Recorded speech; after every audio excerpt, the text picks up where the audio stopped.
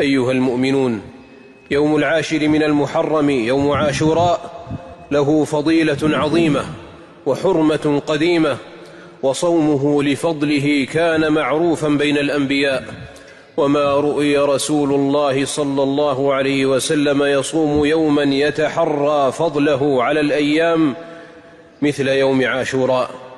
ودخل رسول الله صلى الله عليه وسلم المدينة ويهود تصومه لصيام موسى عليه السلام فيه شكرا لله على نجاته وقومه وهلاك فرعون وقومه في ذلك اليوم، فقال صلى الله عليه وسلم: فنحن أحق وأولى بموسى منكم، فصامه وأمر بصيامه.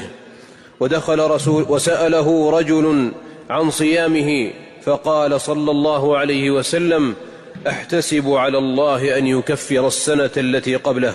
وقال عليه الصلاة والسلام: لئن بقيت إلى قابل لأصومن التاسع، أي مع العاشر، مخالفة لليهود.